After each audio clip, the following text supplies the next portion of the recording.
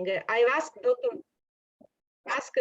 Wetterborg to start telling us about his experience in Stockholm with male borderline personality disorder patients and the related challenges with therapy, dialectical behavior therapy in particular. Then an open question and answer session will follow for everybody. We are mixed participants, patients, families, together with mental health professionals. Unfortunately, some of us family members can speak English. Therefore, I really thank Dr. De Girolamo for offering to translate the most relevant concept into Italian. I hope you, Dr. Wetterborg, don't mind for that. I kindly ask all the participants to mute their microphone when not talking. The meeting will be recorded to be shared with other families who could not attend. If anybody has an objection, please let us know. The recording is already in progress. Okay, I suggest we all start with a very short self-introduction. We are a lot, but I believe we can manage with a short introduction if everybody keeps it to a very few words. And I'll be the first one to introduce myself. My name is Maria Gorlani. I'm the mother of a 20-year-old Giacomo. He was diagnosed with borderline personality disorder when he was 17, and he has severely impaired the functioning. He cannot do anything in his life. I'm a member of an association of patients and family for the promotion of mental health. The association is called Abbraccialo per me, which means hug him on my behalf. And it is based in a lovely seaside town in Sicily called Capo d'Orlando, while I lived in Milan. Supporting the research in the psychiatric field is part of the objectives of our association. So maybe a very quick table round to introduce the other participant. Antonella, do you want to introduce yourself? Antonella, vuoi presentarti? Grazie, buonasera a tutti. Sono Antonella, mamma di Luca, 38 anni, e presidente dell'associazione Abbraccialo per me. Grazie Maria per la traduzione, io purtroppo non conosco l'inglese. Antonella is the president of our association, Abbraccialo per me. Her child, Luca, is 38.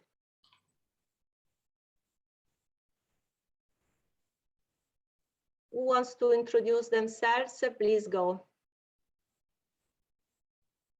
Can I introduce myself?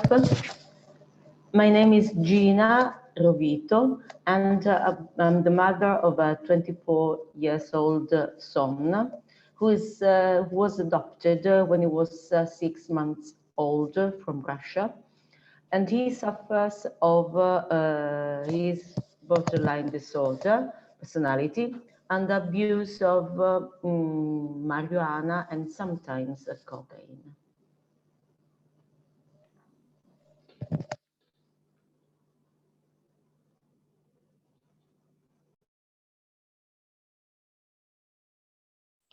Anybody else? Okay, Francesca. Yeah.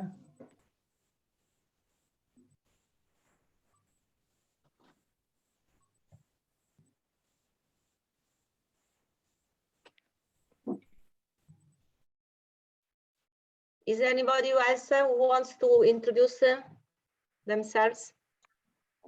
Io sono Roberto Motta, sono psichiatra e anche consulente perito per i tribunali di Messina, quindi mi reco per fare perizie nelle carceri e sono molto interessata a questo argomento. Grazie.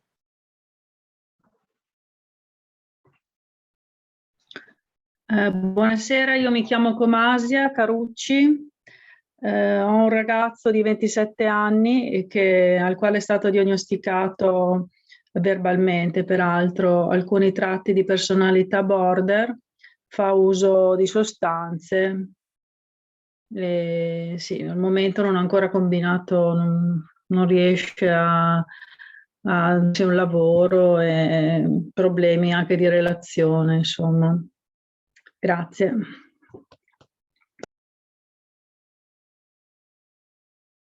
Kumasia, mama of a 27 years old boy, low functioning, and also drug usage, substance usage. I am Anna. My daughter Alessia is 20 years old. She was adopted when she was 6 years. She doesn't use drugs, but she drinks alcohol. Good evening, my name is Danila, and I'm a mother of an adolescent. My son was adopted in Brazil when he was 4 years old, and now he is 15 years old. Thanks.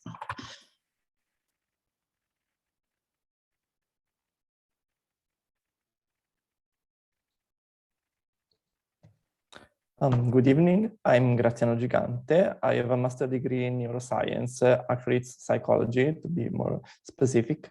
And I am a science communicator on social media. So I'm very interested in this topic, and I'm looking forward to talk about it on social media and my community. So I'm looking forward to know a lot more about it.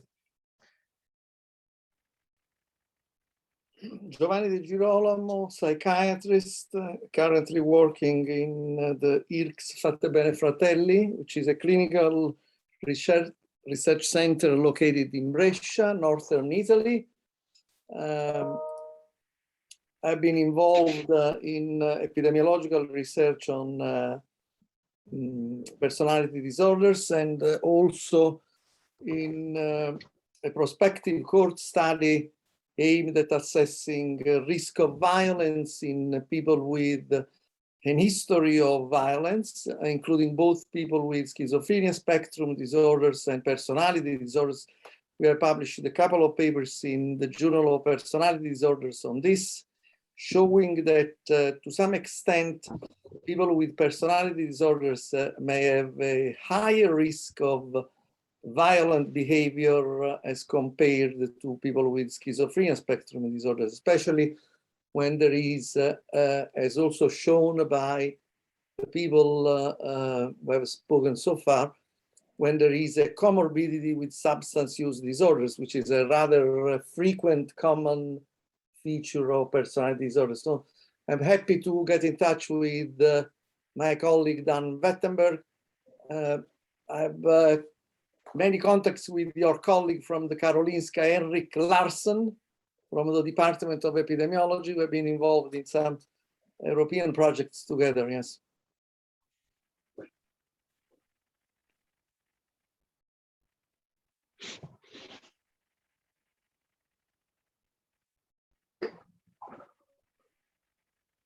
Arfedele Del Re, psichiatra con formazione psicodinamica e della DBT.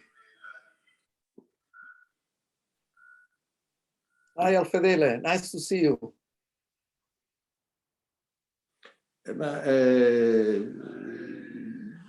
Solo questo, ho 67 anni, lavoro a Bologna, un po' in Abruzzo, mi sono occupato del disturbo borderline, attualmente me ne occupo come terapeuta e non sono Giovanni Di Girolamo col suo curriculum. Ecco, sono un dilettante di fronte a Giovanni. You are joking, this is a joke. Dan Alfedele has a tendency to self de-evaluation. He's an excellent colleague with a great experience in personality disorders. Okay. Raffaella Bivi, psychiatrics. I work in Ferrara, North Italy. Good morning. Ciao.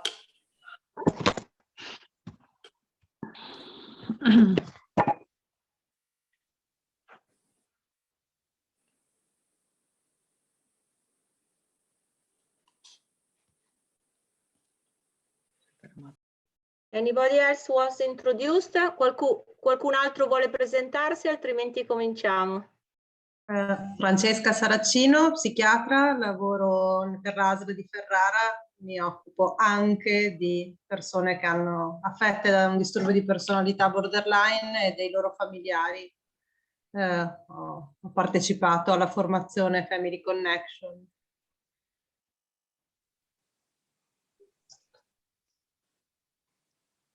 Dr. Wetterborg, do you know the program, the NEA BPD program Family Connection? It was founded in the USA, but it's widespread and also in Italy. Yes, we actually have it here as well. Okay, that's very good. My Italian is unfortunately not good enough to understand what you're saying, but I did hear Francesca saying family connections. That yes, made me because go, she works. She's a psychologist and works in these groups. She teaches. She helps relatives, family members carrying out these sort of groups. Fantastic. I myself participated as a relative in this program, and it was really very effective. And other people here participated in this program. So if there is anybody, qualcun altro vuole presentarsi, anybody wants to introduce, otherwise we can start.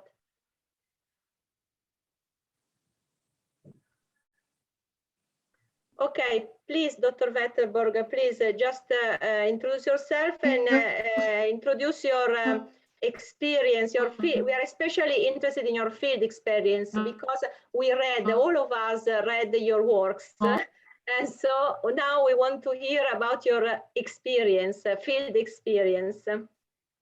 Right. Well, fantastic. So first of all, I'm very happy to be here with you, and actually I'm quite, feels quite an honor to be here and talking about my favorite subject with all you people.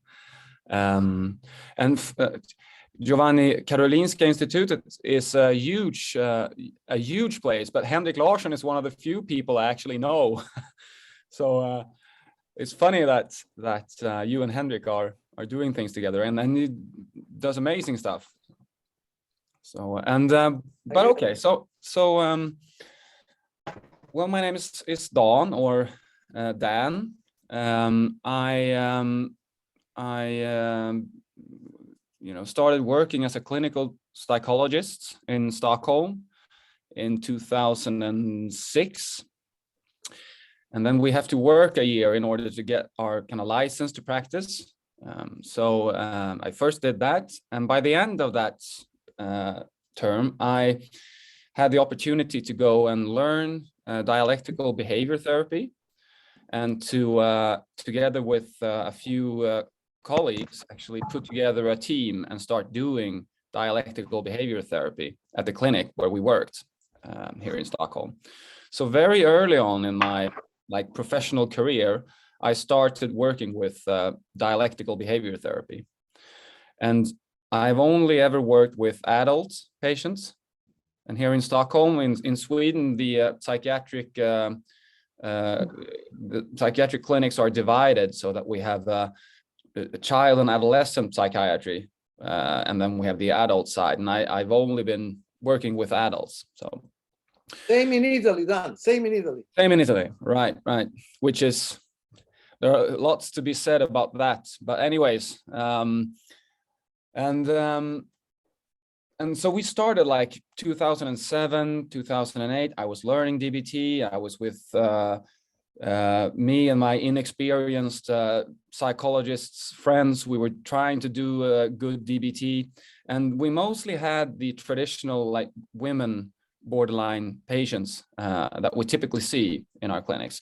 Occasionally there would be a man coming, and we would ask ourselves, can we include this person in our skills training groups where there are mostly women? I'm not sure if you're familiar with dialectical behavior therapy, but it's a behavior therapy. The idea is that we teach skills. Excuse me, now, since I've been asked to make a translation for those participants who don't speak fluent English, can you please stop just 1 second so I make a brief translation? Allora, il professor Wetterborg ha detto che lui lavora a Stoccolma in questo celebre ospedale, centro di ricerca Karolinska, che tra parentesi, come immagino sappiate, è anche l'istituzione che seleziona i candidati per il premio Nobel. Ha cominciato a lavorare lì dal 2006 come psicologo clinico e ha cominciato a occuparsi di dialectical behavioral therapy, terapia comportamentale dialettica, che sicuramente voi tutti conoscete, messa a punto negli Stati Uniti da Marshall Linian, e dopo un po' di tempo dall'inizio della sua attività con la DBT, ha cominciato a vedere occasionalmente dei pazienti che arrivavano di sesso maschile e a questo punto si sono chiesti se era possibile includere dei pazienti di sesso maschile nel modello di training della DBT che era originariamente, diciamo, pensato, tarato su pazienti di sesso femminile. Please, Dan. Fantastic. And then occasionally me and my other male colleague at the clinic, who also worked in this DBT team, there were just 4 of us, we would get men referred to us simply because we were male therapists. And these men, no one really believed they would be getting they were suitable for therapy, but they didn't really know what to do with them. And actually, I was 26 years old, and they would tell me, this man needs a male role model, you know, just do it. And all these men, they had in common that they were very emotionally unstable. They were very impulsive. They had chaotic relationships, and they would do dangerous stuff all the time towards themselves and towards others. And typically they would show up at emergency clinics after banging their hand through a glass window in a conflict with their partner. And no one really knew what to do with them. Okay, let me just translate. Quindi sia lui, sia il professor Wetterborg che un suo collega, anche egli di sesso maschile, hanno cominciato a occuparsi di pazienti appunto di sesso maschile, dei quali nessun altro voleva occuparsi, anche perché questi pazienti presentavano caratteristiche comportamentali molto spiccate, di forte impulsività, reattività, vite spesso caotiche, e spesso questi pazienti arrivavano in pronto soccorso, per esempio a seguito di episodi di violenza in cui si erano trovati coinvolti anche a causa della loro impulsività e reattività. Please go on. And Giovanni, it's very helpful when you stop me. Okay. So please just keep doing that. Dan, I've been doing this for 40 years in my life, so I'm in safe hands. Actually, this is one of the very last time I'm willing to do it because I'm tired. Anyway, no. I'm honored that I will be one of the last. Please go ahead. Right. So anyway, to us, we were just new at doing DBT. We saw borderline personality disorder everywhere, and obviously we saw these types of problems in these men as well. And we started thinking that why do we have this very intensive, long, evidence-based therapy for women who have these problems, but these men aren't getting anything. And the reason that we didn't just give them the straight old DBT was that we didn't want to put them in the same skills training group as the women, because these men often had a history of violence, and not seldomly violence directed at their female partners. So we just felt that was a bad idea. And therefore we just said, let's, as a pilot study, let's just try to give them the exact same treatment, but deliver the skills training separately. So we have a skills training group with only these men in. Ok, excellent. Allora, Wetterborg e il suo collega quindi hanno cominciato a occuparsi molto specificamente del trattamento di pazienti con disturbo borderline di personalità di sesso maschile, con l'intenzione di creare un modello di skills training adattato alle necessità di pazienti di sesso maschile, i quali spesso avevano, ad esempio, esibivano caratteristiche di violenza meno visibili in pazienti di sesso femminile, e aggiungo io anche per la semplice ragione che è notorio che c'è una differenza anche nella popolazione generale nel rischio di violenza tra persone di sesso maschile e di sesso femminile. Dan, I'm just adding that also in the general population there is a dramatic difference in the risk of violent behavior between men and women. So, of course, this is also reflected in the clinical population. Exactly.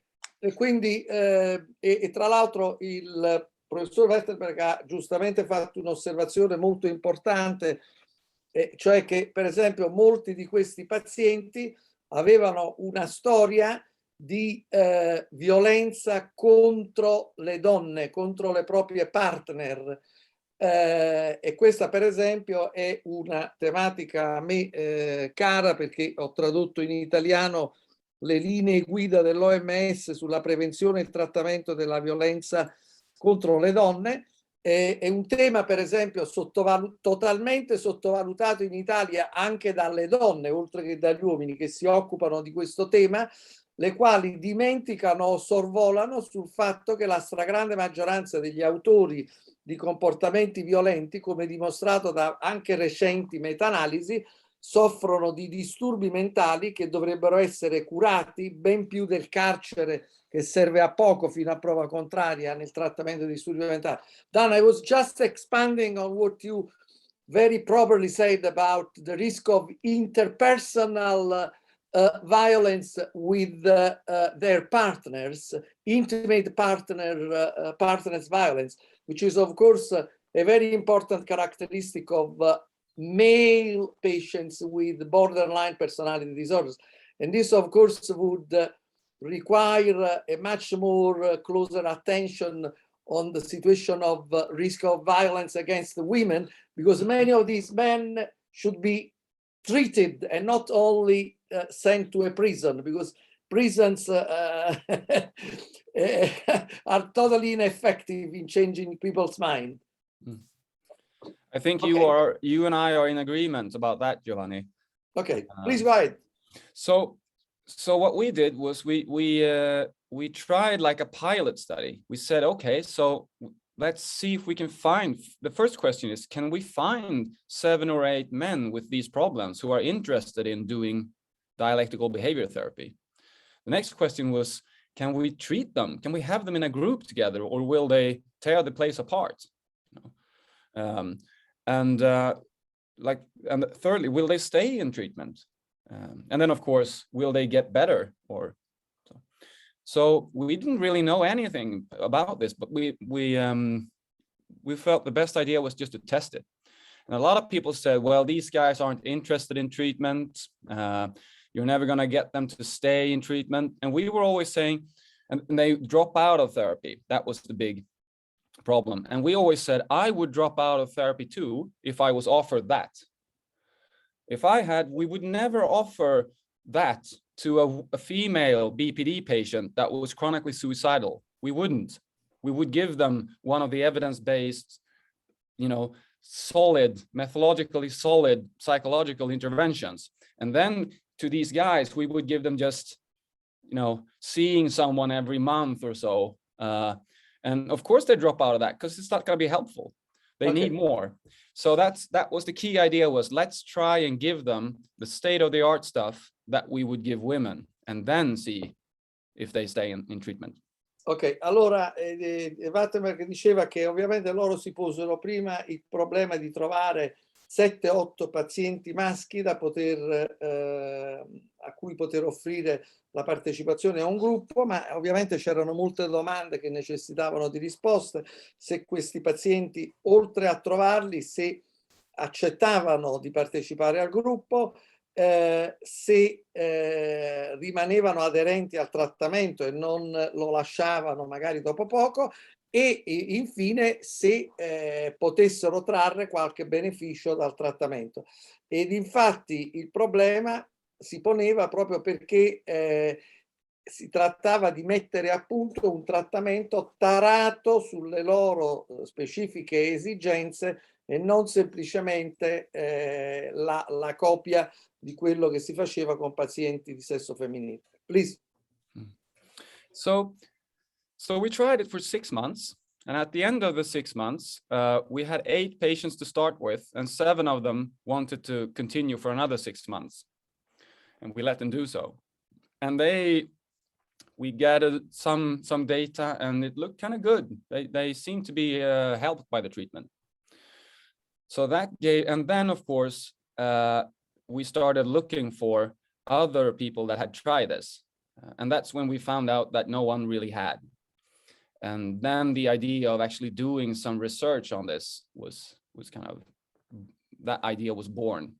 And that became my doctoral thesis, and the stuff that you've read, like that ended up with this a little larger treatment study where we had 30 men with BPD who also had antisocial behavior problems, and 75% of the participants in the study had antisocial personality disorder as well, and 2/3 had substance abuse problems.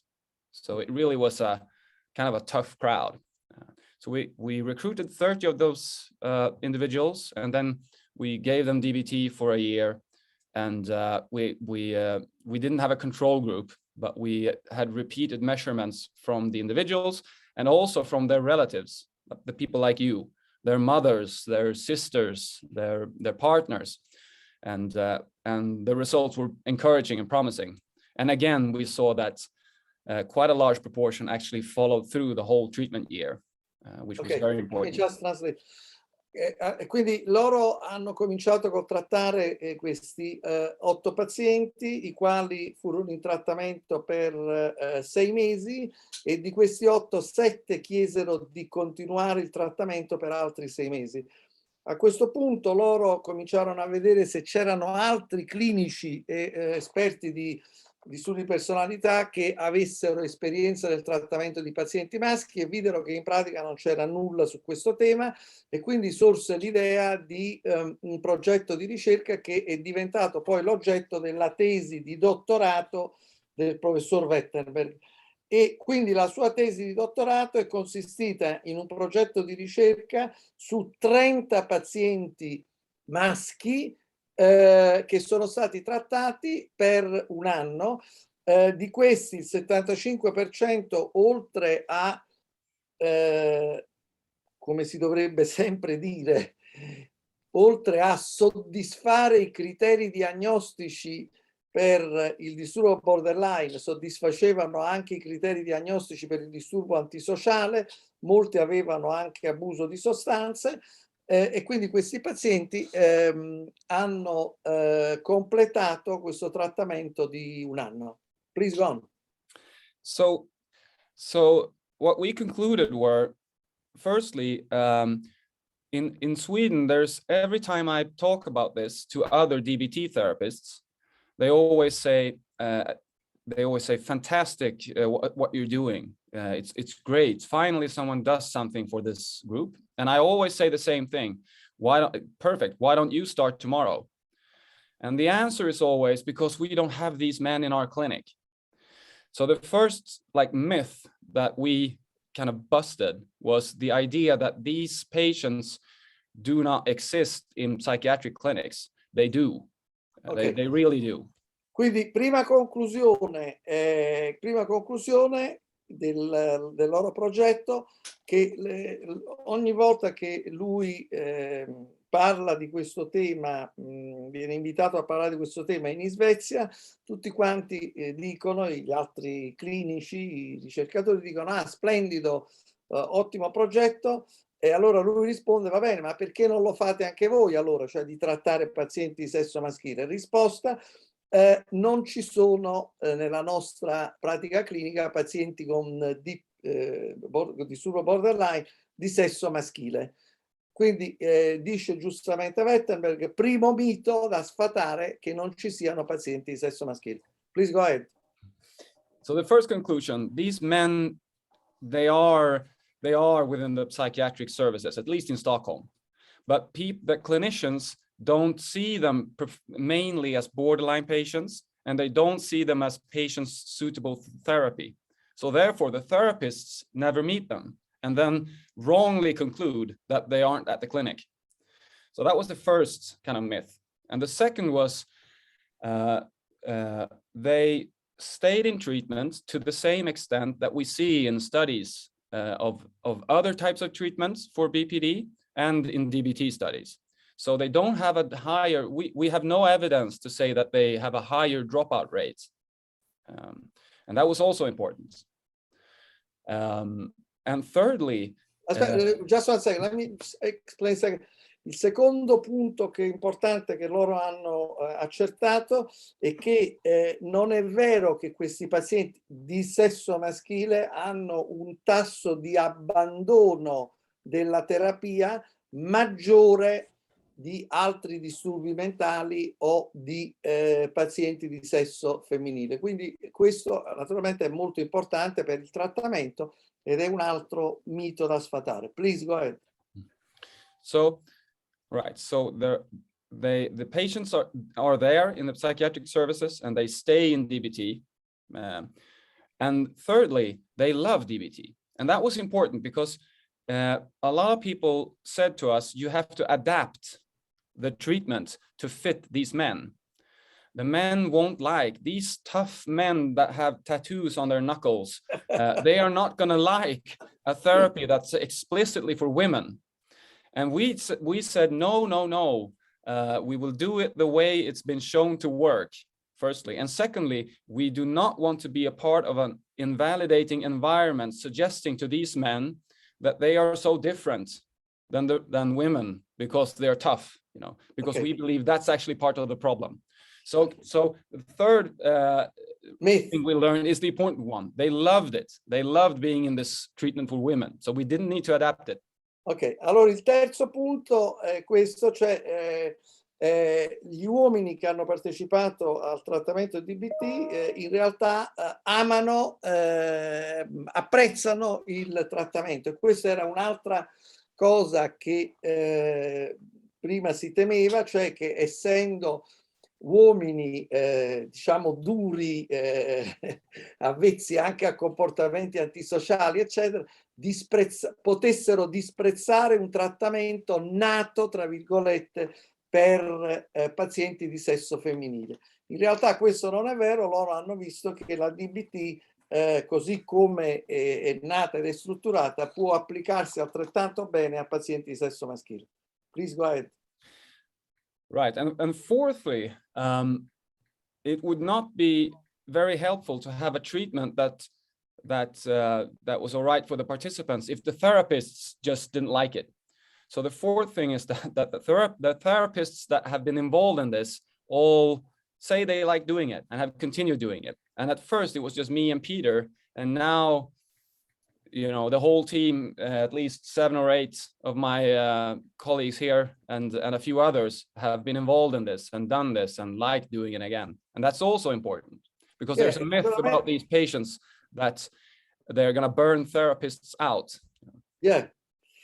Quindi un altro punto importante è che anche i terapisti coinvolti nel trattamento mano a mano hanno cominciato ad apprezzare questo tipo di trattamento così come viene utilizzato con pazienti di sesso maschile, e naturalmente questa è una cosa molto importante perché il trattamento deve piacere al paziente, ma deve piacere tra virgolette anche al terapeuta, altrimenti è difficile che si possano ottenere i risultati. Ok, please go ahead.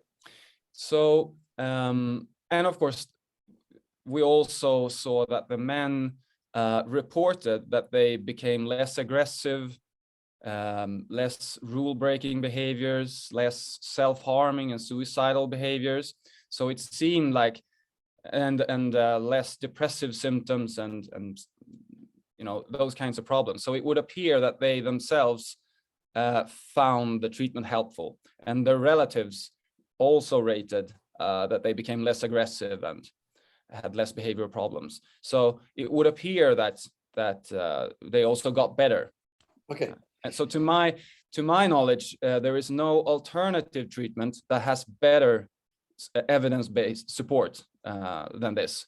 Okay. But quindi loro hanno visto, hanno accertato che appunto in questi pazienti di sesso maschile c'era un netto miglioramento di sintomi quali comportamenti antisociali, comportamenti autolesivi, eccetera, e le valutazioni di miglioramento concordavano con quelle fatte anche dai familiari dei pazienti, i quali pure riscontravano un miglioramento di questi comportamenti disturbanti e spesso aggressivi. Ok.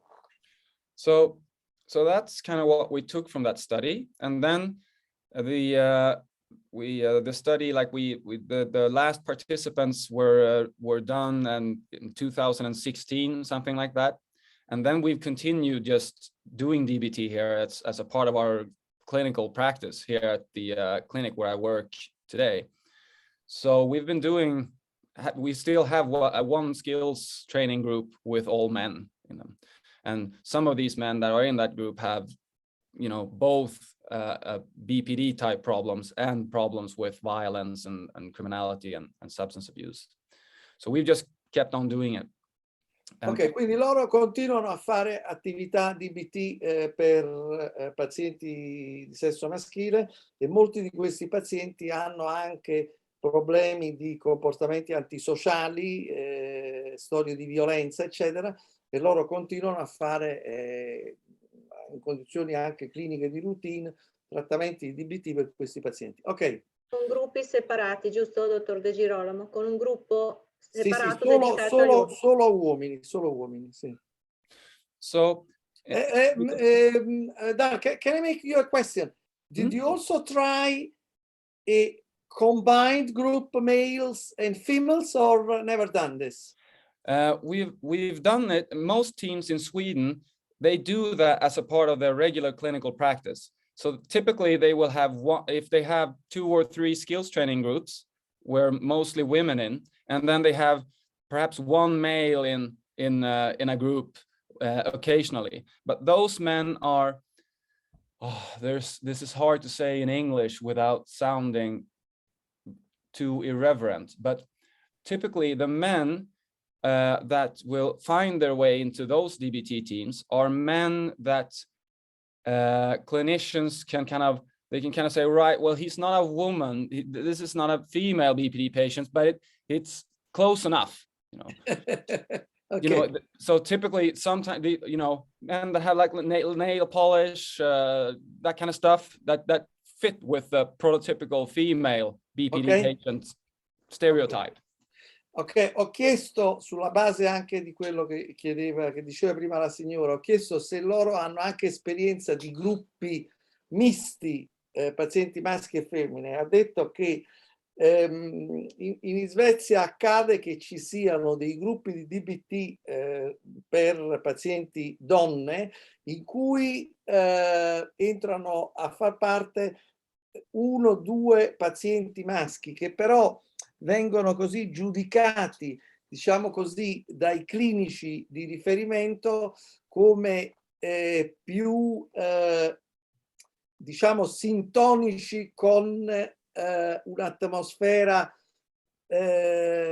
dominata, diciamo, dalle donne, cioè per esempio pazienti meno aggressivi, meno antisociali, violenti, eccetera.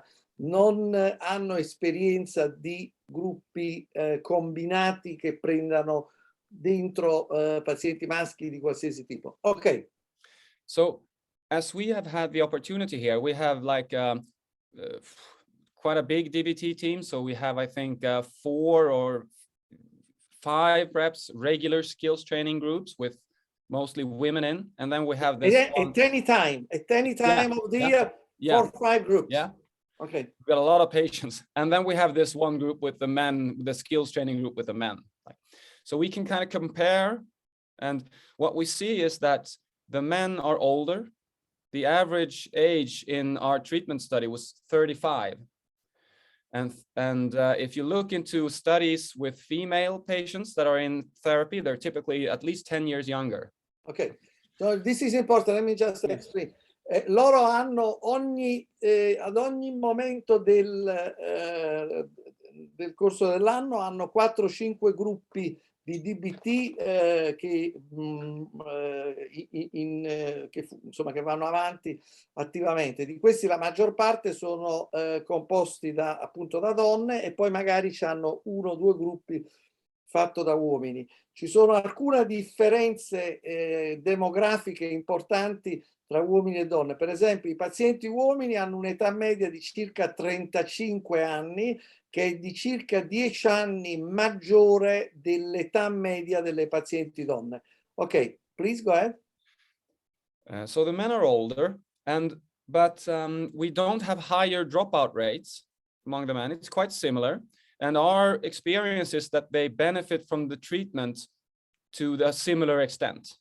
Ok, so, non c'è un tasso, come si è detto, di dropout, di abbandono maggiore, e sembra che beneficino del trattamento ugualmente. Can I ask you, how do you explain this older age among patients? I mean, it's likely that their disorder started equally in late adolescence or young adulthood, but they arrived in contact with the services later than women. Is that correct? Yes, that is correct. And of course, we have exceptions. I think the youngest person we had in the study was 19. The oldest was 55 when they started. So it's a spread, but like anything, I think it's probably more than one factor involved. But you're right, Giovanni. Our experience is that they've suffered from the disorder a longer time. I think partly due to at least the antisocial BPD men. They sadly need a few years extra for all the horrible consequences to motivate them to seek help. Ok. So one of mi spiegava che gli ho chiesto come spiega il fatto che gli uomini che entrano nei gruppi di DBT hanno 10 anni di più. La spiegazione, nonostante che, come voi ben sapete, il disturbo di personalità per definizione è un disturbo che deve insorgere nella tarda adolescenza o nella giovane età adulta, altrimenti non vengono soddisfatti, tra virgolette, i criteri diagnostici. E lui, Dan, diceva che è certamente un disturbo anche negli uomini, cominciato nell'età canonica della tarda adolescenza o nella giovane età adulta, ma che si è manifestato per più lungo tempo perché anche a causa della presenza di questi tratti antisociali è come se gli uomini avessero bisogno di soffrire per più tempo delle conseguenze ovviamente disastrose, nefaste del comportamento antisociale, prima che questo si traduca in una spinta ad entrare in trattamento. Ok, excellent. So one of the reasons I think is they're just not ready for treatment sooner. And again, a few of the 55-year-olds that we've had at the end of the skills training year, they cry and they say, oh my God, if I've had this help when I was 20, I would have all the suffering I've caused myself and others. And I always agree, but I always also say, imagine now that you're back being 20 and you meet me and we try to do mindfulness exercises. And they all laugh and say, oh my God, I would have torn this place apart. And I think that's actually true. So partly that they're not just ready yet. That's one reason, some of them. And the other reason, sadly, is that a lot of our patients, they have to spend a few extra years fighting the system in order to get help. Yeah. So even if they're ready at 25, it will take them a 10-year struggle to get into my office, actually. Yeah. Allora, lui dice che molti di questi pazienti di sesso maschile, quando realizzano, quando si convincono dei benefici che il trattamento porta loro, rimpiangono di non aver iniziato ben prima, perché questo chiaramente avrebbe evitato loro molte sofferenze inutili. Ma d'altra parte, quando lui dice al paziente, va bene, ma rifletti un attimo, tu pensi che a 20 anni, quando avevi 20 anni, saresti stato pronto per cominciare un trattamento di questo tipo? Lo stesso paziente, gli stessi pazienti si mettono a ridere perché si rendono conto che non erano, virgolette, maturi per un progetto di cambiamento, di trattamento, eccetera. Ed inoltre dice Dan che forse questa differenza nell'età di primo contatto, di primo trattamento, è dovuta anche alle maggiori difficoltà che ci sono per un paziente di sesso maschile per riuscire ad entrare in trattamento, insomma entrare in contatto con i servizi. Ok. Oops. Ah, there you are. Sorry. Please go on. I saw that we have a question in the chat from you, Gina, about why my opinion on why so few men are seen in the clinics. Yeah. And I think again, there are many factors involved, and here are my best guesses. So partly, I think that men in society, at least in Sweden, they are trained from an early age differently than women in terms of understanding their own emotional reactions and emotional problems. So perhaps they don't really understand their own problems in the same way that women do. And that is likely to affect how they ask for help. And then we know that men are sadly not good enough at seeking help. You know. A proposito della domanda che ha fatto la signora che ha scritto nella chat, una delle ragioni che spiegano questa minore presenza di persone di sesso maschile in trattamento è che è notorio e ampiamente dimostrato da molte ricerche che gli uomini, persone di sesso maschile, sono molto più riluttanti a cercare e a chiedere il trattamento rispetto alle persone di sesso femminile. Ok. And then if they seek help or end up in healthcare settings, they might not end up in psychiatric services. So in substance abuse clinics in Sweden, for instance, okay, and in the prison and probation services. You might have seen that we did like a survey there and estimated that 20% of the men in Stockholm that are in the prison and probation services may have BPD. So they might end up in other systems than the psychiatric services. And in those systems, they don't get diagnosed. Yeah. If you don't get diagnosed, you're not going to get treatment. Un'altra ragione che giustamente il professor Wetterborg sottolinea è che per le persone di sesso maschile è molto più facile, tra virgolette, o comunque più frequente finire in altri tipi di servizi, come per esempio i servizi per le tossicodipendenze, perché hanno spesso una comorbidità da abuso di sostanze, o nei servizi giudiziari. Quindi avere problemi con la legge, che significa per esempio finire in carcere o insomma nelle strutture gestite dall'amministrazione della giustizia. E ovviamente tutto questo, come succede purtroppo anche in Italia, servizi per le dipendenze da un lato e l'amministrazione della giustizia dall'altro, si curano ben poco dei disturbi mentali intesi in senso stretto. Tutto questo ovviamente comporta un prolungamento nell'inizio del trattamento. Ok.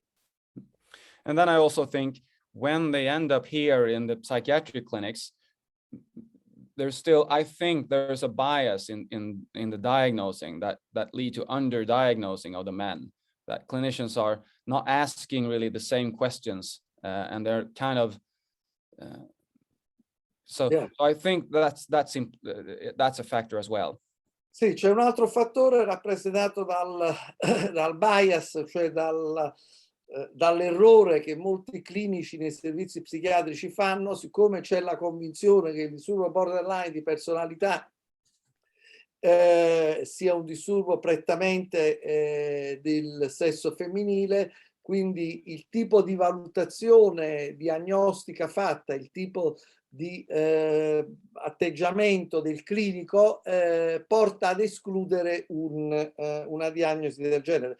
Mi permetto di aggiungere che nei servizi, nei 143 dipartimenti di salute mentale che esiste in Italia, mi permetto di aggiungere che il gran numero di pazienti con diagnosi ufficiali anzi, mi correggo, non il gran numero, ma una quota molto significativa di pazienti che hanno una diagnosi ufficiale messa anche per iscritto, quindi che ha valore anche medico-legale, di disturbo di personalità, ad esempio borderline, in realtà se fosse valutata con strumenti di valutazione standardizzati, a cominciare dai questionari autocompilati per continuare con interviste strutturate specifiche per i disturbi di personalità, molti di questi pazienti, maschi o femmine, non risulterebbero avere disturbi di personalità. Dan, I was just adding to what you say, that in Italy, unfortunately, I don't know how is the situation in Sweden, but in Italy, in ordinary mental health services, there are no standardized assessment tools used for the diagnosis of personality disorders. And so this means that there is a lot of misdiagnosis, both in the sense of an overdiagnosis or in the sense of an underdiagnosis. So this is a big problem, and probably we will need 20 years to change the mind of my Italian colleagues. Yeah, I can see that. Sometimes I joke and say that what I've accomplished. So here's the optimistic finding is that when I speak to my colleagues, why don't you diagnose men with these problems? And the response was, why should I? It's not going to end up in treatment anyways. We don't have anything to offer, so who cares? Why diagnose someone with a stigmatizing disorder if you're not? That's just mean, you know. So what happened was, once we started delivering DBT and said, these are the patients we want. Perhaps this is a BPD patient. The prevalence of BPD in the clinics just exploded in men. So the biggest impact I've had is that I've infected men with BPD, apparently. First, I was in the north of Stockholm, and the prevalence of BPD just went among men, because there was something to offer, and then you start diagnosing. And now in this clinic, if a man shows up here, one of the first thing they'll ask is the BPD questions. Perhaps this is one of Dan's guys, they'll say. So it literally, I might believe, if you start doing offer some good treatment, the diagnostic procedures will change. Wetterborg sta giustamente sottolineando che in realtà se si comincia nei servizi di salute mentale a offrire delle possibilità di trattamento a pazienti maschi, cambia anche l'attitudine, perché molta della riluttanza a diagnosticare a persone di sesso maschile un disturbo borderline di personalità, giustamente diceva lui, era anche dovuta al fatto che a questi pazienti non si sapeva che cosa offrire in termini di trattamento. Ora invece con la partecipazione di questi pazienti a progetti di trattamento con la DBT eccetera, la situazione è cambiata e addirittura lui diceva che dove lui e i suoi colleghi hanno cominciato a lavorare c'è stata un'esplosione nel numero di pazienti che vengono diagnosticati con disturbo borderline di personalità, perché gli stessi clinici si rendono conto che c'è qualcosa da offrire di efficace e quindi sono molto più incline a fare questa diagnosi. Ok, please go ahead. So that was a long way to try to answer your question, Gina, about how come the men are so few in the psychiatric clinics and how come they appear so late. And of course, I'm very interested in what can we do to find them earlier. And of course, I don't have all the answers, but my guess is that motivation to change is not like steadily increasing, like a linear process. It's probably more like this. So something happens and then your motivation is very high. And if you're not going to get any help or anything, then it's just going to go. So my idea is if we can catch people, when they're motivated, with a window of opportunity, if we can just get them and quickly start giving them anything. Dialectical behavior therapy is what I can offer, but anything, then perhaps we can do something to get them earlier. Yeah, unfortunately, our system isn't that. It's too slow. So it's like they're motivated here, and then they need to see someone to get assessed and referred, and and the months go on, and then they just go. Sì, giustamente dice Wetterborg che essendo pazienti con questo disturbo ovviamente molto oscillanti nelle loro motivazioni, è chiaro che se il trattamento che viene offerto in una fase di forte motivazione, è molto probabile e possibile che il paziente accetti, ma se invece il trattamento si rende disponibile in un momento di bassa motivazione, è chiaro che questo si accompagna al rifiuto. Dana, I want to make you another couple of questions. We are just in process of setting up a project for the Lombardy region to improve the management of people with borderline personality disorders in the 21 departments of mental health of the region. But since we are planning a stepped care model, because it's unfeasible to train hundreds of mental health professionals in the DBT, although we have a very consolidated experience in this. In particular, a colleague works in my institute, who is one of the leading people in Italy in this area. So we are foreseeing to train the majority of mental health professionals in the good psychiatric management proposed by John Anderson, that you certainly know, and then to a smaller number of motivated professionals, the DBT package. What do you think about this stepped care model, especially in terms of training for a large number of professionals? I think that sounds fantastic. I think that sounds like the way to go. Okay. And I also teach.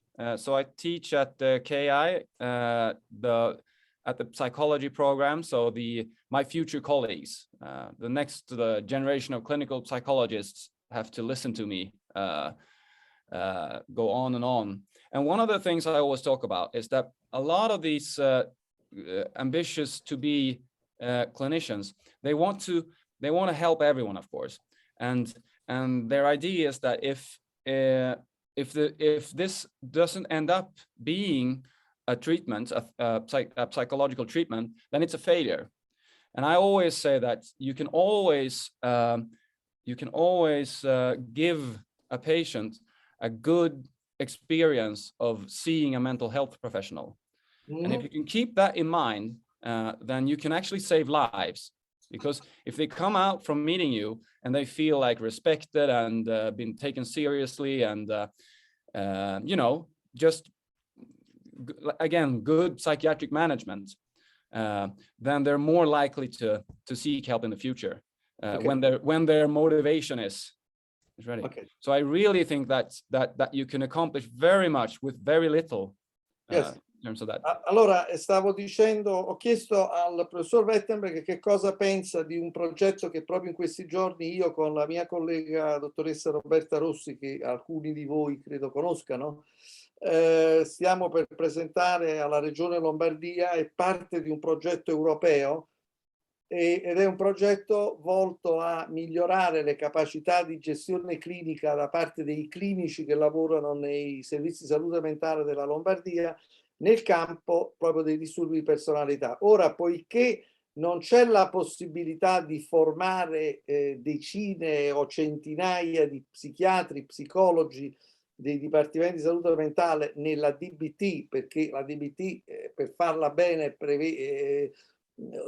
richiesta una formazione piuttosto complessa, comunque insomma non una cosa che si fa in 2 giorni. Allora noi abbiamo previsto un modello, diciamo, a scalini, in cui cercheremo di fornire un livello base al massimo numero di operatori utilizzando il modello del Good Psychiatric Management di John Gunderson, che è un modello dal professor Gunderson, che è sicuramente uno dei massimi esperti di sempre nel campo dei disturbi borderline di personalità. Questo modulo, diciamo così, di base che lui creò e che esiste anche in lingua italiana, c'è un volume molto ben fatto pubblicato dalla Boringhieri nel 2015.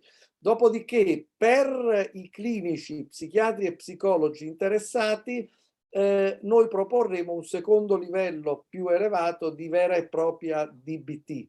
E Wetterborg si è dichiarato molto favorevole a questo modello a scalini, che fa in modo che almeno ad un numero possibilmente molto grande di pazienti venga garantito un livello minimale di efficacia nel trattamento.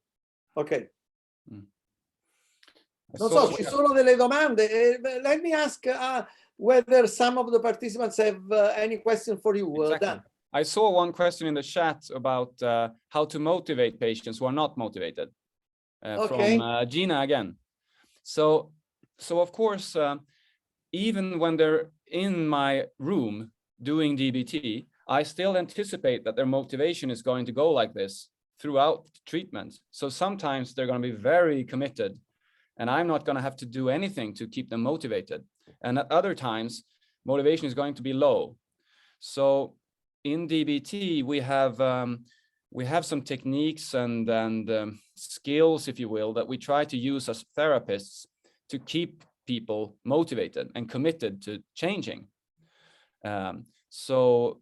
So we have ideas about how to do that.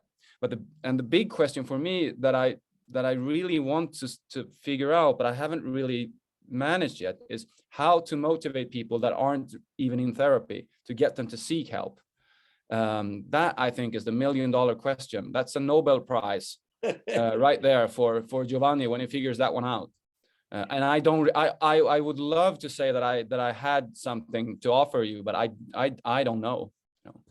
Allora, ovviamente il discorso della motivazione a entrare in trattamento è fondamentale, e Wetterborg diceva che lui naturalmente nella DBT ci sono delle skills per rinforzare la motivazione di una persona che però ha già accettato di entrare in trattamento, ma come motivare pazienti che non sono in trattamento e che non vogliono entrare in trattamento ancora è, diceva giustamente lui, una domanda da $1 milione e io, giustamente dice lui, non ho la risposta predefinita a questa domanda, perché è un tema tuttora così irrisolto.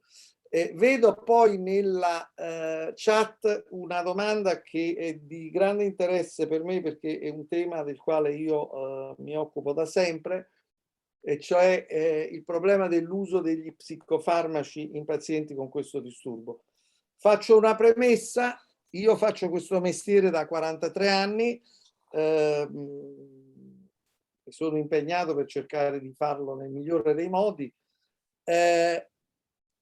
So if I was just, I keep thinking about your question, Gene. I feel so depressing to not have anything, but I think what we're talking about with Giovanni and the stepped care model, again, if we could just help those clinicians that meet these people when they've put their hand through a bloke and broken a glass and they're in the emergency department, if we could just help those clinicians to be effective, I think that would be helpful. Because Okay. of course, when you encounter someone who does things that are out of control, dangerous, and you're going to get stressed and frustrated, and the chances are that you're going to push for change with someone who isn't there yet.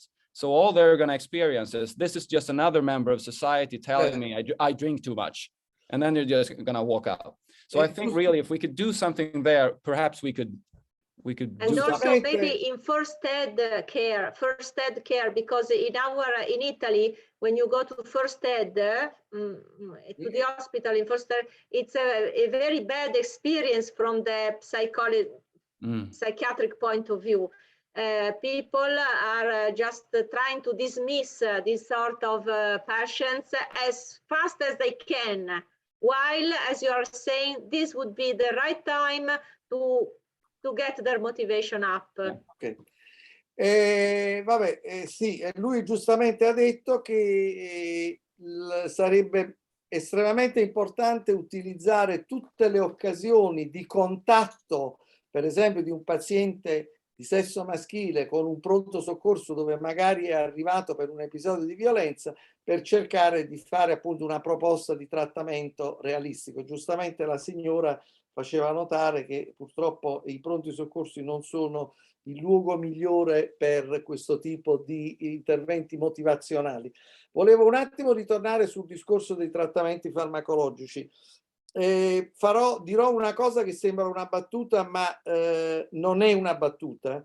In Italia ci sono 10.000 circa specialisti in psichiatria, di cui oggi la stragrande maggioranza, l'80%, lo sottolineo, sono di sesso femminile. E ovviamente io non conosco 10.000 psichiatri, ne ho conosciuti in 43 anni svariate centinaia, e ho visto su alcune migliaia di cartelle cliniche o di prescrizioni appunto di tutto. Allora la battuta è: in Italia ci sono non più di 5 colleghi o colleghe di cui io mi fido per una prescrizione farmacologica.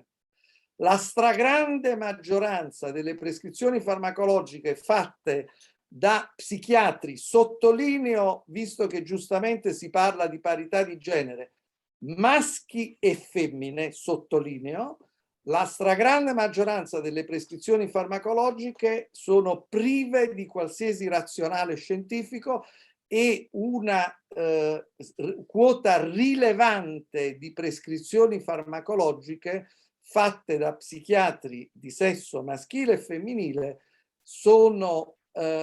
hanno maggiori probabilità di procurare danni piuttosto che benefici.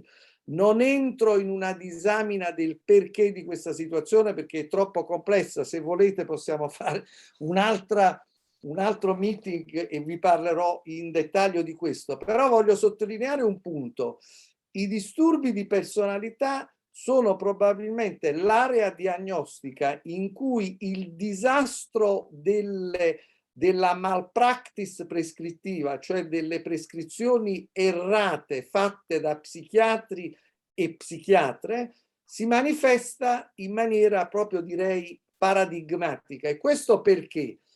La ragione è molto semplice, come probabilmente voi sapete, perché vedo che voi siete tutti familiari molto esperti. Non c'è nessun trattamento farmacologico specifico per il disturbo borderline di personalità approvato dalle agenzie regolatorie, Food and Drug Administration americana, European Medicines Agency europea e AIFA italiana.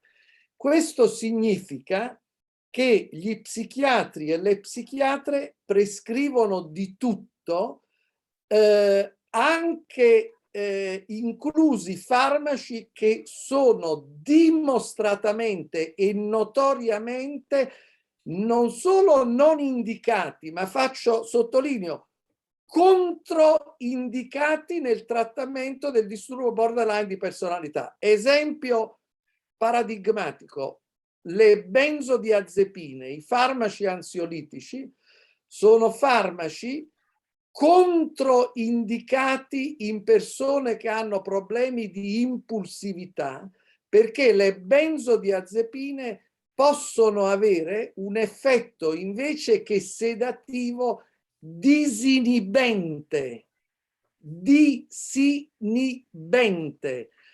È noto quindi da 30 o 40 anni che le benzodiazepine non dovrebbero mai essere prescritte a persone come le persone che soffrono di disturbo borderline di personalità, che hanno un problema rilevante con l'impulsività.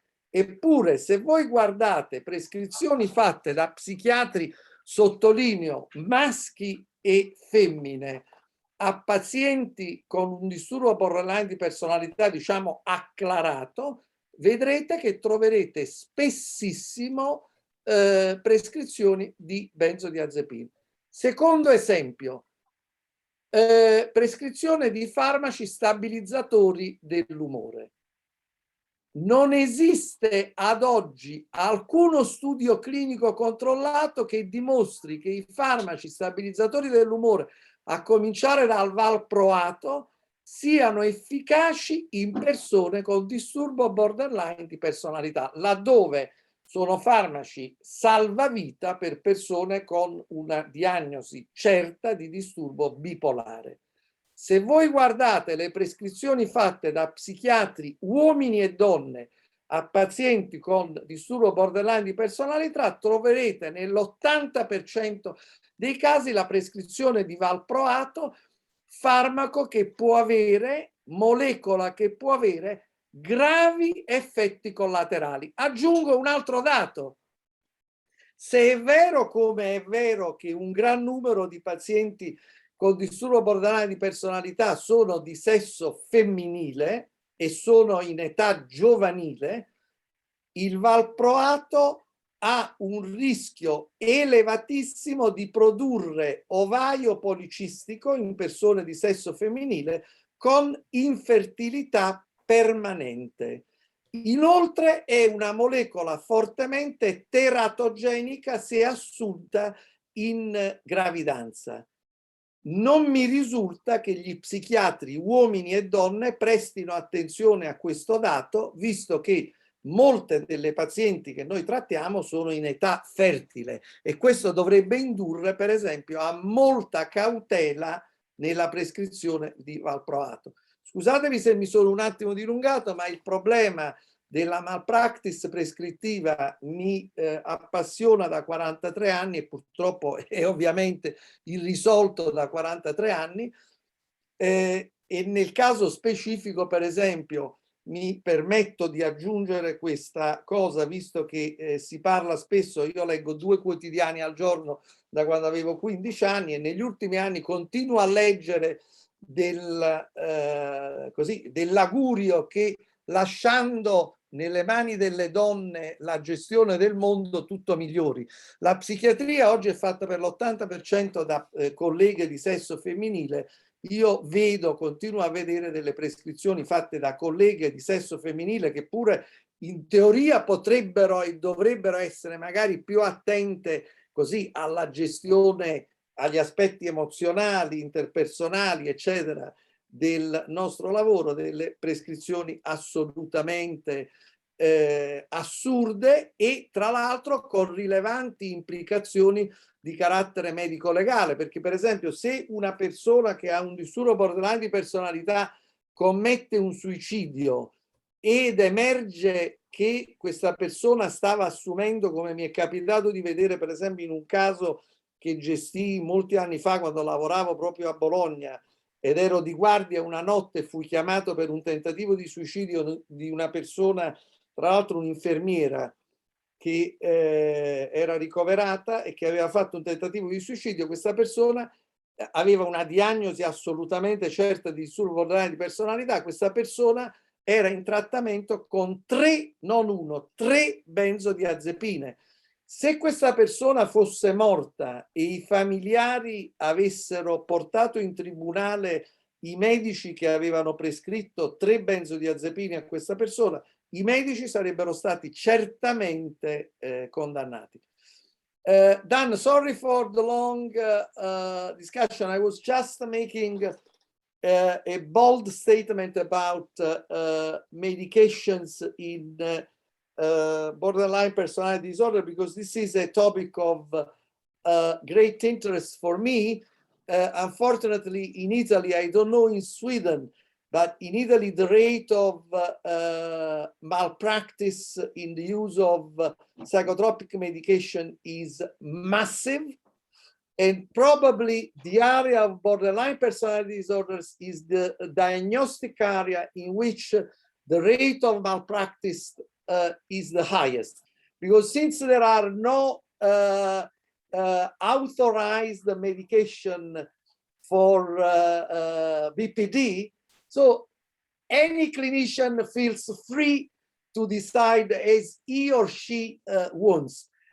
And so I've seen in my 43 years of career really incredible prescriptions with polytherapy of benzodiazepines, which are counter-indicated for the treatment of impulsivity, a massive prescription of valproate without any regard for the issue of teratogenic effects in women, etc.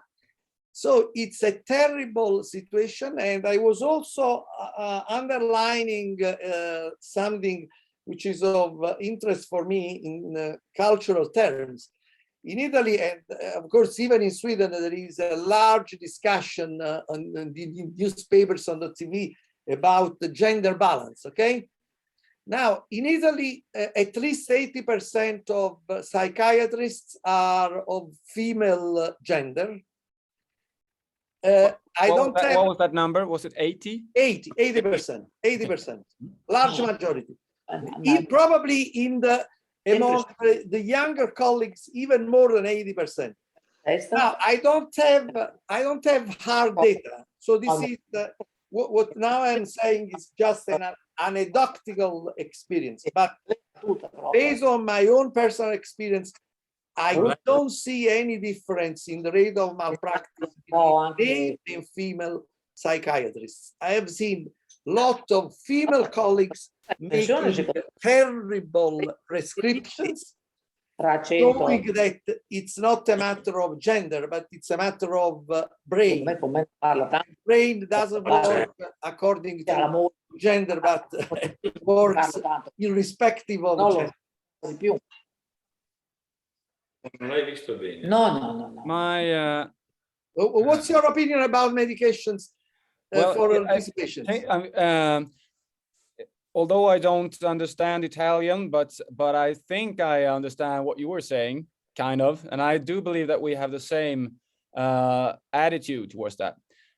We have, fortunately, here in Sweden, I've been doing DBT. I've only been seeing BPD patients for 15 plus years, and I have to say that it's gotten a lot better.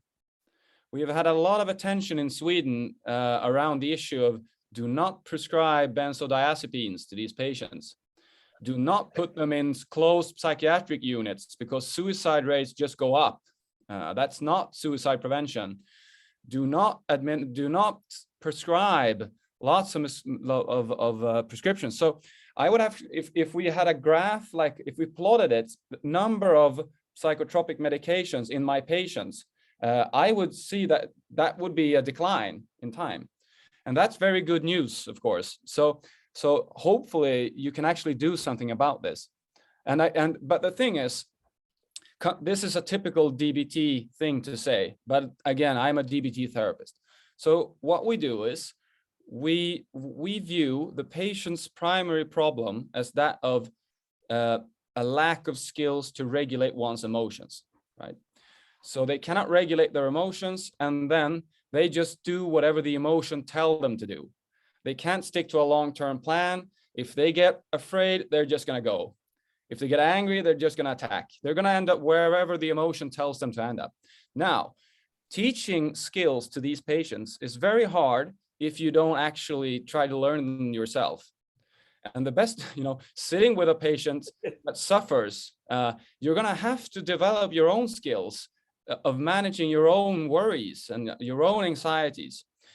And to me, I jokingly say that I think that a lot of the interventions that my patients have received from the healthcare system have been done to them in order to regulate the emotions of the clinicians, not to the benefit of the patients.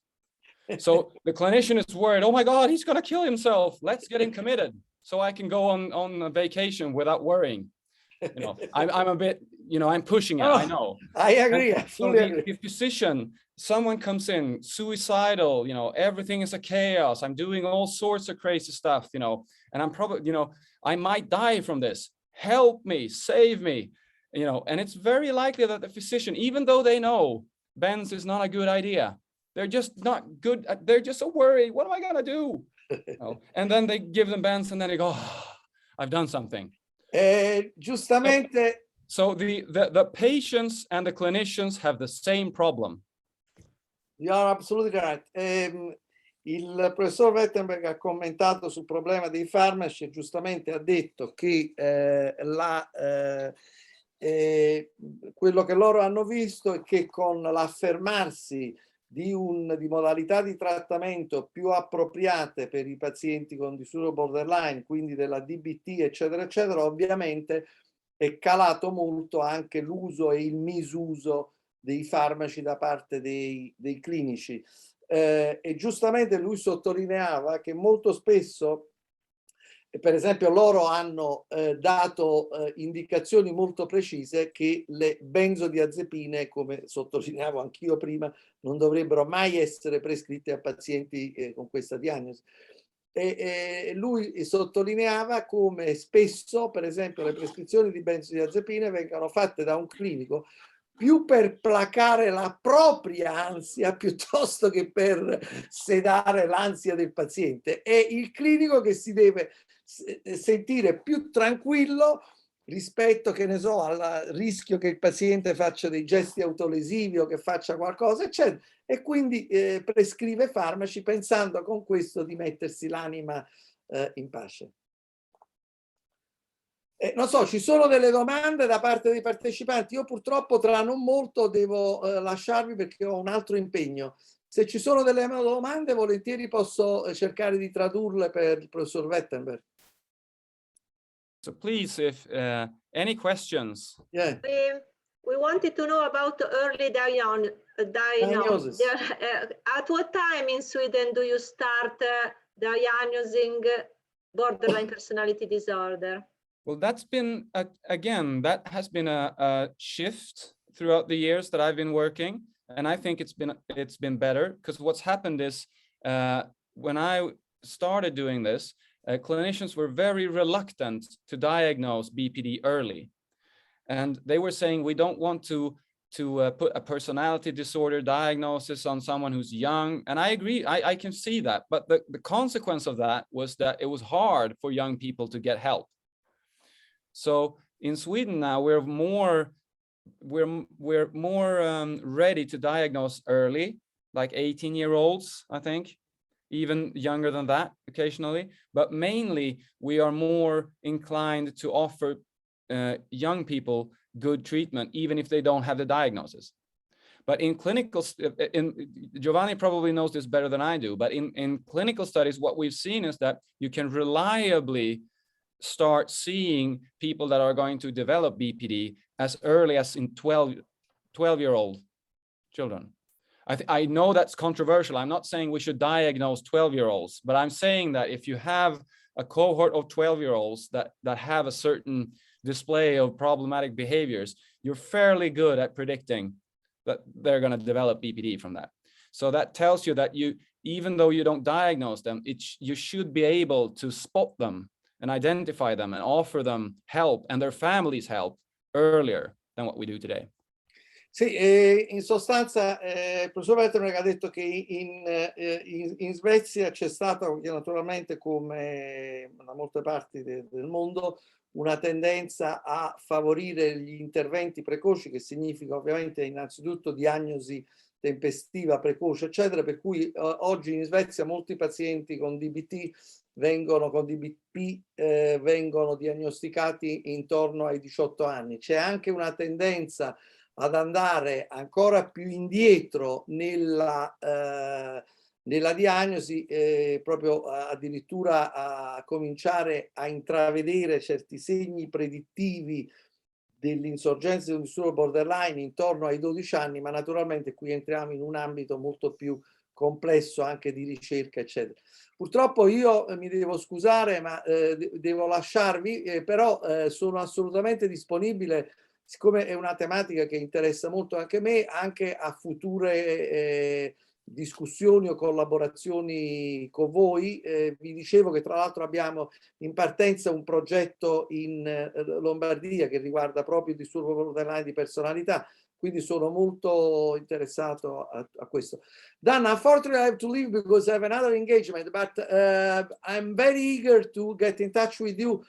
Also because we are about to start an European project on borderline personality disorder, bipolar disorder, and ADHD to see how different is the emotional and affective fluctuation in these three diagnostic group. I will send you some materials on this. Va bene, grazie, bye bye. Grazie mille, dottor De Girolamo, la ringrazio davvero di cuore. Grazie. Arrivederci. Arrivederci. Dr. Wetterborg, if you can stay, let's say another half an hour, can you? Because I will try to translate. I'm not as good as Dr. De Girolamo, but I'll try to do my best. We have got another question. What's the role of the family in borderline personality disorder treatment? What do you perceive is the role of the family in general in the Swedish mental health services? I think that the family and the people that are important to our patients, like their partners or close friends or whoever are around our patients, are very, very, very important. And of course, as you know, being a close relative to one of our BPD patients is very, very hard.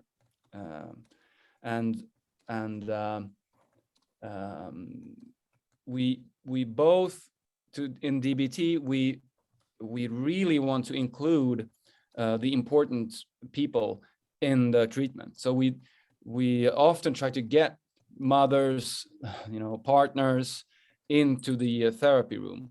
And we also, of course, offer this family connections treatment. And we did do that during the treatment study. So we had both parents, partners, siblings, relatives of our women BPD patients, but we also had of our men BPD patients from our study together. And it was really obvious that being a relative, they really had the same experiences and struggle with the same problems. So I think, but sadly, that we are not good enough at helping the people that are around our patients. We have to be better, do a better job doing that. And it's sadly, it's often quite hard to get the relatives into the therapy rooms and into the family connections. Sometimes the patients don't want that. Sometimes the parents don't want that. So that is a really frustrating issue for me, because I really think that we have a great way of helping more people, but we're not really getting there. That's a very long answer. I'm sorry, Maria. Do you think it's just a matter of helping the family, or do you think the family may help also? Both. Both. Okay. Think of it as an interactional model, like you have my patient here, and then you have the family here. And if my patient improves and starts using skills and feels better, of course, that's going to have a major impact on the family. And in a good way, if it works well, of course, that's going to help the family feel better, which is also going to affect the patient in a positive way. And then you get this good spin-off effects where they reinforce each other. You know? And of course, the other way is also true. If the patient is just not doing well and doing all these extreme behaviors and they're suffering, of course, that's going to make the family suffer more. And the more the family suffers, the more likely they're not really going to be effective helping the patient, and vice versa. So it really is like, you know, when you go on the aircraft and they show you when the oxygen pops down from the roof, you put yours on first. And once you've done that, you can start helping people. But if you're not if you don't have the mask on, you know, you're not going to be much use to anyone. Okay, just a moment. Ho chiesto qual era il ruolo nel loro percorsi di cura, qual è il ruolo delle famiglie, e ritengono le famiglie molto, molto, molto importanti, sia per, anzi è un loro cruccio il fatto di a volte non riuscire a coinvolgere la famiglia, o perché la famiglia è riluttante o perché il paziente non vuole il coinvolgimento. Per loro, quando non si riesce a coinvolgere la famiglia, è un problema, perché la presenza della famiglia nel trattamento è al doppio beneficio, aiuta contemporaneamente la famiglia e il paziente. Le due componenti si influenzano a vicenda, è come un circolo virtuoso o un circolo vizioso.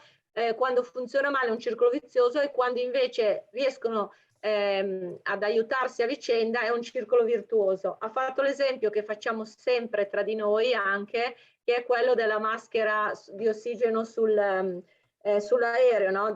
Dove spiegano sempre che prima di aiutare il bambino a fianco a te devi metterti la maschera di ossigeno, perché altrimenti non riesci ad aiutare nessuno se svieni anche tu per carenza di ossigeno. E quindi loro minimo coinvolgono i familiari nei corsi di Family Connection, ma dove è possibile anche proprio nel setting terapeutico dei loro pazienti. There is another question, a very long question in chat in Italian. I'm trying to translate it.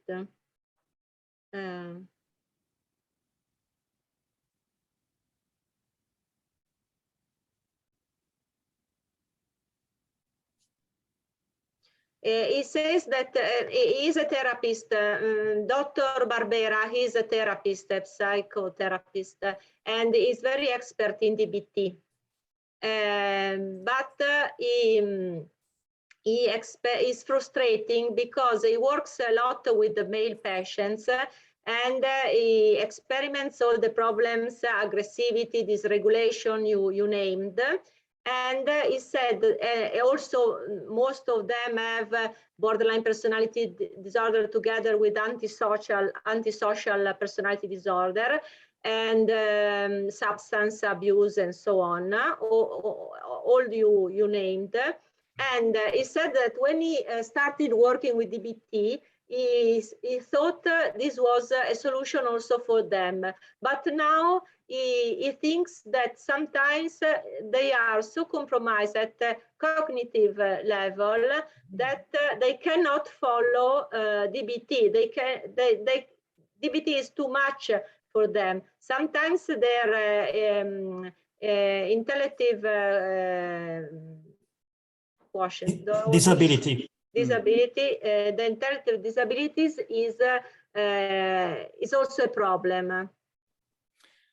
Do you think that there are other treatments for these patients? For example, ACT, cognitive behavioral therapy, relational emotional therapy, LIS1. Do you think there are other therapies for those who cannot manage DBT? Well, I think that first of all, I'd like to just see if I can understand, Domenico, where you kind of work. Is it a regular outpatient psychiatric clinic or is it something else? Allora, mi sentite? Sì. Ok. Io lavoro come psicologo da pochi mesi presso le REMS, che sono le residenze per l'esecuzione della misura di sicurezza e di Castiglione delle Stiviere, che sono le REMS più grandi. È il nuovo nome che viene dato ai vecchi ospedali psichiatrici giudiziari. Cioè sono luoghi dove effettivamente le persone, maschi praticamente, eccetto 17 donne, finiscono dalle persone che hanno commesso reati e che al momento sono stati ritenuti con presente un vizio parziale o totale di mente. Dr. Wetterborg, he works in residence for the execution of security measure. This is a health facility for offenders suffering from total or partial mental insanity. I get it. Who are considered socially dangerous. Yeah, I get it. We have the same in Sweden. So there's another part of the psychiatric care in Sweden that is devoted to, criminals with severe mental illness. Forensic psychiatry, so to speak. And of course, they see a different population than I do here. And I would agree with Domenico that the patients in Sweden that are in closed forensic psychiatric clinics, they are very ill. They have very low functioning. Most of the time, they have like psychosis and intellectual disabilities. And I agree with Dominique, doing dialectical behavior therapy there, for me doing that there, that might be too hard. Now, saying that, I know that there is a material that has been developed by other DBT researchers that is aimed at helping people that have intellectual disabilities. And I'm not sure if that is translated into Italian and if you have that, Domenico, but there is a skills training manual that is a lot easier. I still think it would be hard delivering this in closed psychiatric forensic settings in Sweden. So, and I don't know if I don't know if there's anything that's easier for the patients to learn that would also be helpful and effective. But that's just coming from me knowing what the Swedish forensic psychiatric settings are like. And saying that if where we are at, it's a totally different population. So we're in an open, like regular psychiatric clinic. So the patients are out there in society and then they just show up and go through DBT. But still, we see that the men have slightly less levels of education than women. And they have a lot more aversive experiences from schools. They have failed a lot in academic settings.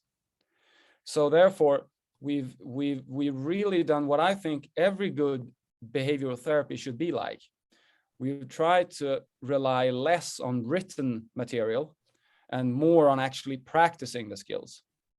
So like no one actually gets good at playing guitars by talking to someone about guitars or by reading about guitars. You can't play guitar you can't learn to play guitar in any other way than by sitting down with a guitar and playing it. And I think sadly in the CBT community and in the DBT community, we tend to rely too much on words when we teach.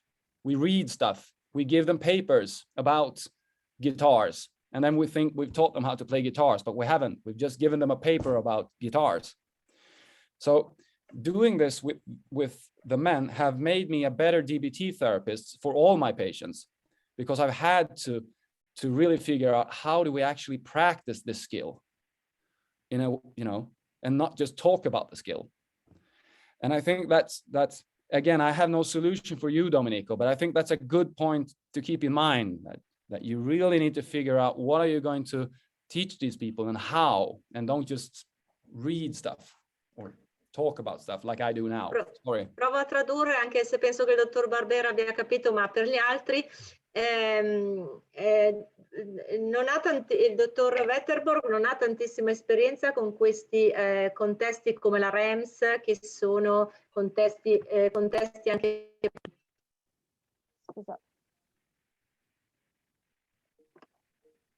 Scusate. Pronto, mi sentite? Mi sentite? Scusate, il microfono un attimo. Dicevo che non ha tanto esperienza in questi contesti penali, così diciamo, dove la situazione è così pesante come quella raccontata dal dottor Barbera, ma in realtà anche nel suo contesto che è di ambulatorio, quindi più tra virgolette normale, mediamente riscontra che i pazienti maschi hanno più problemi cognitivi, per esempio hanno anche un problema di scolarità più bassa rispetto alle femmine, quindi questo tipo di problemi che evidenziava il dottor Barbera in realtà più in piccolo li trova anche nella loro realtà. Ecco, quello che tentano di fare loro su questi casi è di rendere più concreta possibile la DBT, quindi non appoggiarsi a la teoria e le parole e lo scritto quanto sulla pratica. Lui fa l'esempio, è come se volessimo insegnare a suonare la chitarra spiegandolo e facendolo vedere su delle slide. Ok? Invece la chitarra si può anche insegnare semplicemente suonandola e facendo subito suonare, facendo subito pasticciare sulla chitarra. Ok? Ecco, a questo tipo di pazienti il suo approccio è un pochino più questo, andando sul pratico. E tra l'altro lui dice, da questo tipo di pazienti diventiamo terapisti migliori anche per gli altri pazienti, quelli con competenze più alte, perché portare sulla pratica è vantaggioso anche per i pazienti che avrebbero anche delle possibilità cognitive maggiori. Parlava anche il dottor Wetterborg di un manuale semplificato di DBT che magari adesso gli chiederò se ci dà meglio i riferimenti perché non mi sono segnata niente, magari adesso glielo chiedo. Dr. Wetterborg, you mentioned also a simplified DBT manual, correct?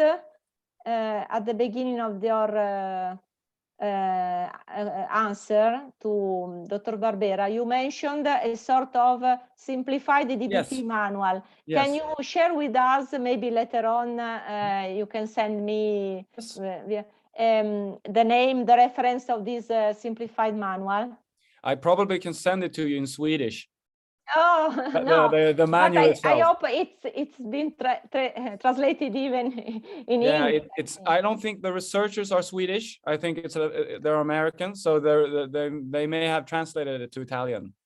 Oh, but also in English, you know, reading English is much easier than speaking it, so maybe Dr. Barbera can follow it. Maria, there is a question in English in the chat if you want to read it. Now let's see. Is it Franco Milani? No, Graziano Gigante. Franco Milani. Okay.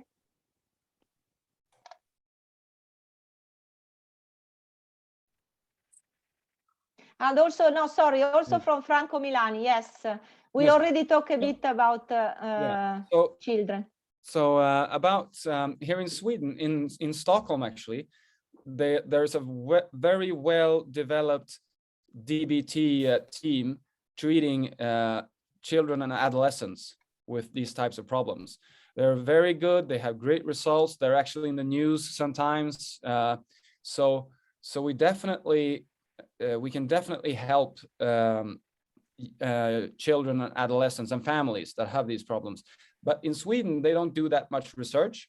But in Norway, there's a research group that has published very good studies on DBT for adolescents. So I would say certainly there is optimistic findings about helping these patient groups. I'm not sure that was actually, so that was about treatment. No, it was about children of patients, patient children, special sons and daughters. Yeah. And I would also children say of patients. Okay. Yeah, I get it. Sorry, I didn't read the question thoroughly enough. I'm not actually sure about what the research, how much research that has been done into this, in just considering parents with BPD. But of course, if your parents have these types of problems, it would be naive to suggest or to think that that would not affect the children. Of course, I think it would.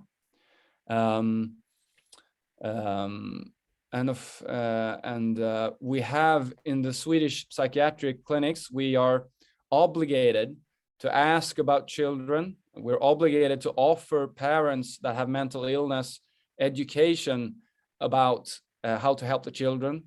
So sometimes we meet with the children and the parents, help the parent explain to the children, you know, in a level that is suitable in terms of the age of the child. They will explain like what they're doing here, how they are, what types of problems they have. And mainly a lot of it has to do with getting the child to understand that my parents' problems are not caused by me. So anyways, we have a lot of things that we can offer to these children, but I wish we could do more. Provo a tradurre. Il dottor Milani chiedeva se c'erano studi sui figli dei pazienti borderline in Svezia. Non gli vengono, al dottor Wetterborg non vengono in mente studi. Dice comunque che in effetti loro si pongono il problema nella loro pratica clinica di questi bambini su cui sicuramente il disturbo dei genitori ha un impatto, e quello che cercano di fare soprattutto loro è passargli il messaggio che non è colpa loro, il comportamento e i problemi dei genitori non sono colpa loro, perché è il primo istinto che viene ai bambini, è quello di colpevolizzarsi. There is also a question in English in the chat by Graziano Gigante, if you want to read it. Yes, I saw that about gender. How perceptions about gender, what is typically male and female, how that actually influences, in my opinion, all the way through health-seeking behaviors to diagnosis and eventually treatment. So, and I think you're right, Graziano. I think this is a big issue on all levels in society, and Sweden is kind of well known and have a good reputation for working towards gender balance and that kind of issues. And still in our society, this is still in play. It's still a problem, and I don't know really what to do about it except talking about it. I think like you're into, and there are in Sweden, there are lots of programs I have 3 boys, you know, which is ironic considering what I do for a living. And of course, my poor 3 boys, they get a lot of talk at home about these sort of issues. But also in preschools and in all the kids' schools, nowadays they have lots of training in recognizing emotions, talking about emotions. They do a lot of like, try to discuss with the children about gender stereotyping and, you know, gender role models and that kind of stuff. So I think we're trying to do stuff at various levels in society, and I hope that it, you know, eventually it's going to become better and better and better. But still, I was in one of the biggest national newspapers in Sweden like a year ago, talking about this, and the journalist had found men that had been in treatment and talked about their problems and that kind of stuff. And I didn't really, I was there, and then I did it, and I read the paper and didn't pay much attention to it. But my friends here, they were following this on Facebook, looking in the like comment section, and it still is very provocative to say stuff like, you know, this is a treatment for men that have lots of emotions, and you know, having, you know, trying to work against this like stereotype of what it means to be a man. So you still get, it's still, we're not there yet.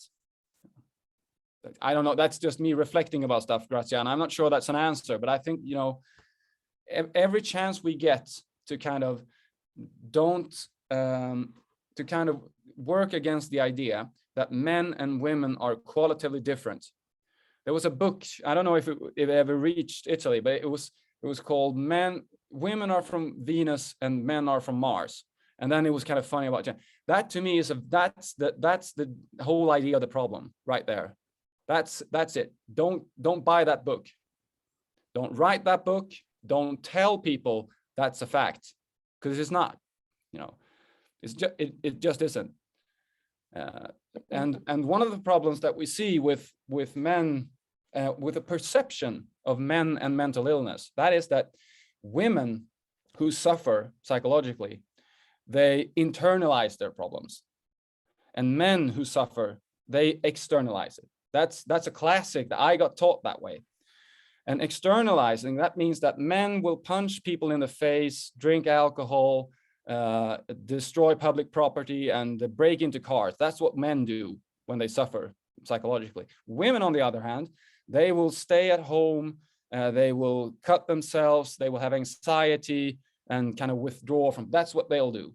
And of course, there's very little data to actually support that notion. But if you look into like the prevalence of various mental disorders and problems, those externalizing disorders are about twice or 3 times more common in men. Like substance abuse is more common, antisocial personality disorder is more common. So at first glance, you're going to see, oh, these problems are much more common in men. But still, they're so uncommon, so that the majority of men that you're going to see seeking help, suffering from mental disorders, they're going to be depressed and they're going to have anxiety. You know? And if we keep talking about men externalizing, we're going to miss those men. And when these men appear with their depression and anxiety, and they don't punch people in the face or drink, they're going to have 2 problems. One is their depression and anxiety, and the other one is they're not really a proper man either, because they've been taught that this is not proper manly behavior. Do you get it? So again, I'm ranting a bit. I'm sorry, but again, don't be careful. If you don't actually know that there are gender differences, assume there are not. That's, I think, that's my rule of thumb. Sorry, Maria, that's a lot of you for Yes.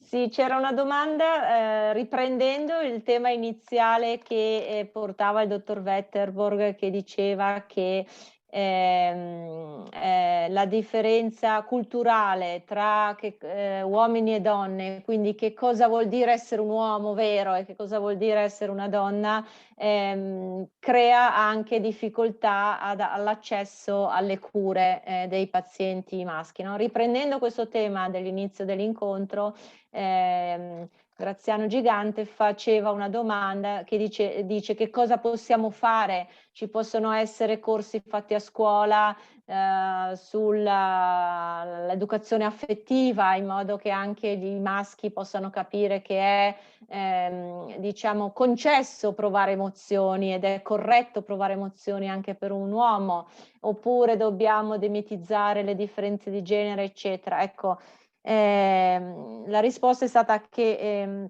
non esistono, diciamo, è molto difficile definire degli interventi strutturati, è più un passare il messaggio tutte le volte che si può, in ogni contesto. Lui diceva: io lo faccio con la mia famiglia, con i miei bambini, no?